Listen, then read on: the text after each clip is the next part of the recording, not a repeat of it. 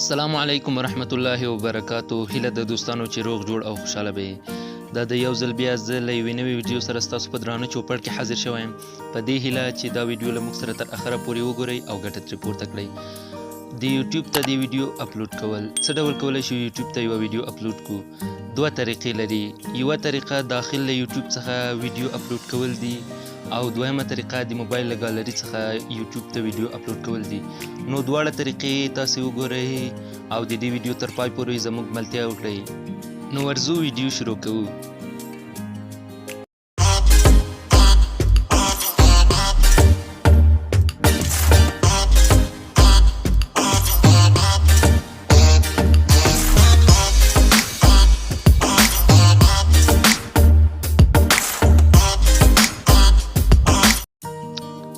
نو دوستانو په لومړي قدم کې یوټیوب خلاصو.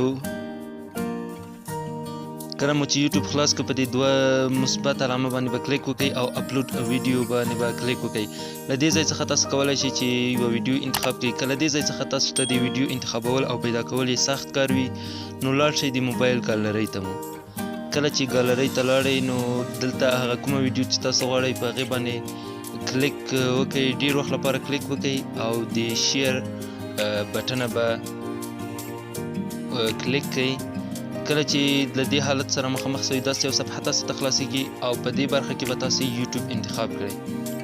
کله مو چې یوټیوب انتخاب کړ دلته کریټ ا ټایټل دی. په لومړي قدم کې تاسې یو ټایټل یا عنوان ورکولی شئ. کولی شئ ویډیو دلته کټ کړئ، لږ څه ایډیټ پکې وکړئ. بله برخه یې ډسکریپشن او بله برخه یې د سیټ ویزیبیلیټي ده چې دا باید تاسې که چیرته غواړئ په ویډیو کې ایډیټ وکړئ، ویډیو ته ټګونه ورکړئ، تامنیل ورته انتخاب کړئ او ډسکریپشن ورته کېږدئ. نو دا باید په پرایویټ یعنی د خلکو ته ونه رسیږي دا ویډیو. که چیرته غواړئ چې خلکو ته ورسیږي نو بیا یې پبلیک کړئ. کله چې تاسو ټګونه ورته کېښودل، تامنیل مو ورته انتخاب کړ، نو له هغې څخه وروسته دا ویډیو عامه کړئ، پبلیک یې کړئ. نو ویډیو تر همداسې پورې وه په دې هیله چې د خوښې وړ مو ګرځېدلې وي.